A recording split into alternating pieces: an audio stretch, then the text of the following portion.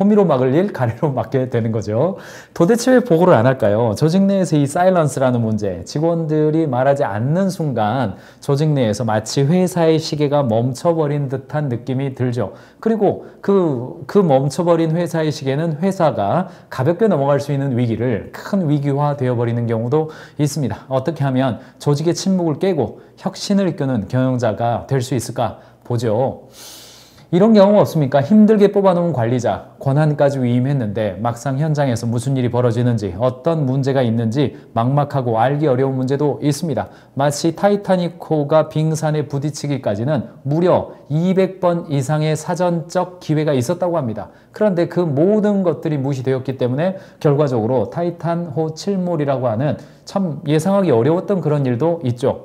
상사에게 보고하면 혼난다 식의 암묵적인 두려움이 더해지거나 또는 개인들이 가지고 있는 소통에 대한 장벽 때문에 단순한 불편함을 넘어서 기업의 생존이 위기에 처하는 그런 치명적인 독이 되기도 합니다. 실제로 많은 언더백 기업과 스타트업들이 이런 문제로 예측하기 어려운 문제에 직면하죠. 침묵의 유형은요, 크게 보면 두 가지가 있을 수 있습니다. 첫 번째가 이제 방어적 침묵이죠. 자신을 방어하기 위해서 부정적 피드백을 회피하거나 손해보지 않기 위한 침묵입니다. 또는 체념적 침묵도 있습니다. 의도적으로 정보를 제공하지 않는 거죠. 현장에서 어떤 문제가 생겼는데 이 이야기를 말해버리면 내가 피해를 입거나 어려움을 처하거나 또는 엄청나게 많은 일을 떠 안으니까 하는 침묵도 있어요. 근데 두 번째는 뭐예요? 체념적이죠. 어떤 좋은 아이디어가 있거나 이렇게 하면 참 좋겠다. 이런 아이디어도 있겠다. 아이고 괜히 긁어부스럼 만들기 싫어. 그래서 안 하기도 해버립니다. 딜로이트 연구에 의하면요. 회사에서 부정적 영향을 미칠 수 있는 문제에 대해서 침묵한다 라고 대답한 직장인이 무려 70%나 됩니다. 타이타닉호는 빙산을 향해서 계속 가고 있고 저 빙산은 우리 배를 향해서 다가오는데 70%의 사람은 괜히 말했다가 나만 일 늘어나. 그렇죠.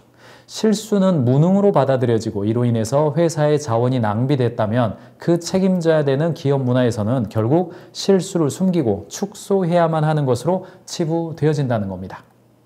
최근에 한 뉴스를 보니까요. 미국 기업들이 대학을 갓 졸업한 Z세대 근로자들을 줄줄이 해고하고 있다는 결과가 나왔는데 왜 그러냐 봤더니 고용주 7명 중 1명은 Z세대 근로자에게 많은 문제가 있다며 내년에 신입사원을 채용하지 않을 것이라고 밝혔고 10명 중 8명은 불만족스러웠다. 왜 그러냐 물어봤더니 1번 커뮤니케이션 기술의 부족입니다.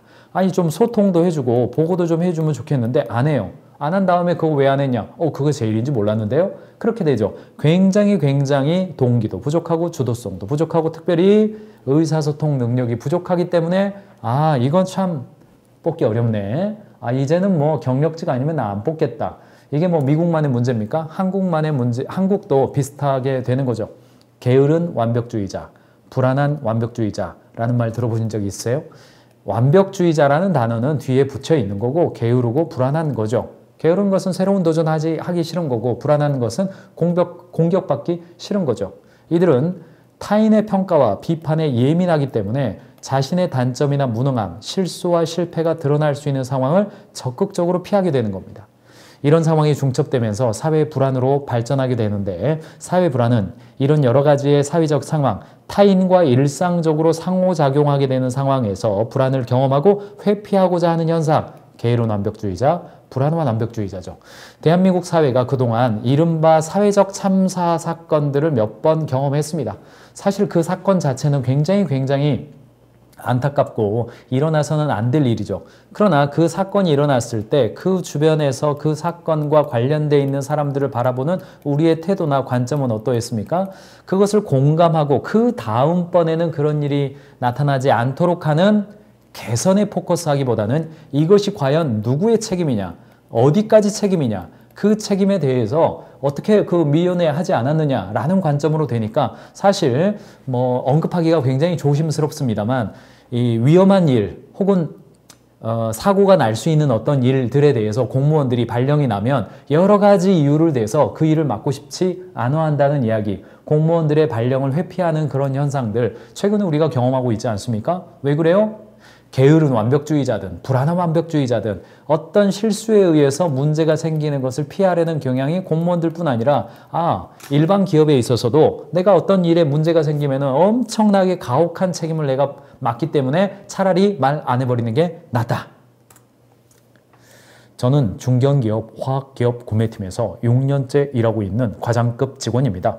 요즘 3살 딸아이가 중이염으로 많이 아파서 병원 오가느라 정신없는 탓에 업무에서 중요한 기한을 놓치는 실수를 했습니다. 깜빡 잊고 시약 구매 발주를 빠뜨린 것이 있어서 연구팀에서 써야 할 시약이 제때 입고가 되지 않았어요. 그러면 연구 진행에 차질이 생기니까 팀장님에게 보고 드려야 되는데 힐책 받을까 봐 두렵고 신입도 아닌데 실수한 게 창피해서 말을 아직도 못 꺼냈어요. 이런 상황에서 어떻게 하는 게 좋을지 알려주세요. 이렇게 지금 온라인 사이트에다 물어볼 게 아니라 고민하지 말고 지금 발주가 늦었으니까 얼른 빨리 말을 해야 그 발주 늦은 것에 대해서 다른 대안을 팀장님이라도 찾죠. 그런데 아직도 말 못하고 익명 사이트에 올려놓고 시간만 지나가고 있는 거죠. 이거는요, 이 기한 놓친 게 잘못이 아니라 기한 놓친 것을 인지한 다음에 빨리 말 안 하는 게 더 큰 잘못으로 나중에 되죠. 출근하면 또 혼날까 봐 출근하기 싫다. 업무 기한 넘기더라도 상사 기분 좋을 때 보고한다. 기분 나쁜 거 생각하지 않고 바로 보고한다. 여러분은 어떤 걸 선택하십니까? 업무 기한이 딱 넘어갔어요. 근데 상사가 보니까 굉장히 안 좋아. 상사가 기분 좋을 때까지 좀 기다려. 얼른 이야기합니까? 기다렸다가 보고하려고 기다립니까? 이거 뭐 가만히 있으면 중간은 갈 텐데 시작이 반이고 가만히 있으면 절반 가니까 시작하고 가만히 있으면 완성이다. 기적의 논리죠. 기적의 논리죠. 실제로 현장에서 직원들이 관리자나 경영자를 바라볼 때 그들이 느끼고 있는 심리적 불안함, 두려움이라고 하는 것은요. 경영자가 이제 오래돼서 실무 경험이 좀 오래돼서 그냥 소통하면 되지 왜 말 안 합니까? 근데 직원들이 느끼는 두려움은 상상보다 훨씬 더 크다라는 관점입니다. 소통이 멀어진 조직은 사고가 예고돼 있습니다. 침묵이 부는 재앙, 갤럭시 노트 7 이야기 잘 기억하실 겁니다. 소통 부재의 치명타죠. 자, 갤럭시 노트의 국내 판매가 시작된 것이 8월 19일이었어요. 그런데 인터넷 커뮤니티에 충전 폭발 사진이 처음 게재된 것은 24일입니다. 일주일 만에 이 일이 있었어요. 그런데 이동통신사가 입고 중단 조치하는 게 31일이에요. 2주 정도 걸렸죠. 그리고 9월 2일이 되어서야 전량 리콜 및 신규 판매 일시 중단 선언을 했습니다. 무려 약 20일 정도가 걸려버린 거예요. 이 기간 동안에 빨리 조치했더라면 그 다음에 나오는 이야기 보세요. 미국 연방항공청, 항공기 내 노트 7 사용 자제, 미국 소비자안전위원회 사용 중지 권고, 국토부 항공기 내 사용 중지, 위탁 수화물 배송 금지, 국내 신제품 교환, 미국 신제품 교환, 구매 예약자 대상 판매 재개하고 국내 판매 재개할 때까지 10월 1일까지 갔었습니다. 그러니까 사실은 이게 출시되기 전에 여러 번의 사전 경고가 사내에서 있었죠. 사내에서 있었습니다. 그런데 출시 날짜 맞추느라고 아무도 말 못해. 이거 괜히 말했다가는 그냥 나만 죽음이죠. 그러니까 말 못하고 출시됐고 출시된 다음에 문제 발생했는데 거기에 대해서 빨리 조치 못하고 결과적으로는 한 달이나 걸려서 적극적인 조치를 하니까 결국은 전반적으로 판매 중지 조치 내려버리고 그런 거죠.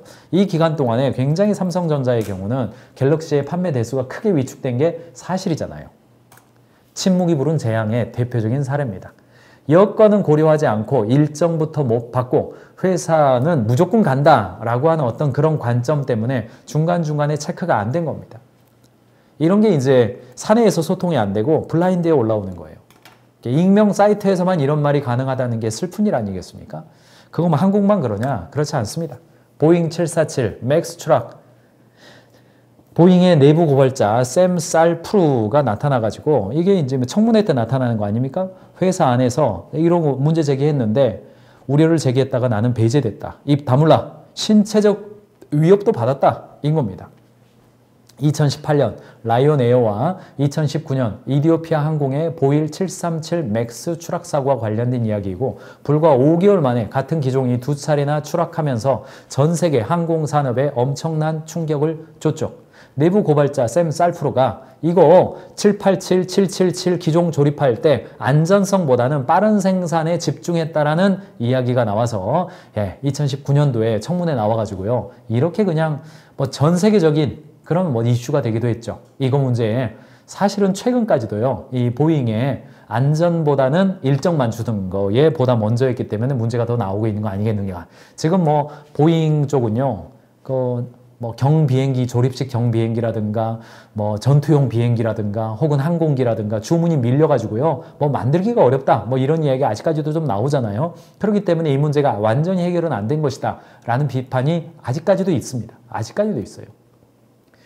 윤리 경영의 부재였던 폭스바겐의 막대한 손실과 신뢰 추락도 마찬가지입니다. 폭스바겐이 2011년 불법적인 배출가스 조작이 이루어지고 있다는 내부 기술자의 경고를 무시하고 2007년 자동차 부품업계 보쉬가 폭스바겐의 문제의 소프트웨어를 납품하면서 이를 활용한 배출가스 조작은 불법이라고 지적한 문건도 발견이 됐어요. 우리나라에서 폭스바겐, 폭스바겐 인기 있는 자동차 아닙니까? 그런데 우리나라에도 배기가스 조작 문제가 생겨가지고 대한민국에서도요, 그 뭐 엄청난 타격을 입었죠.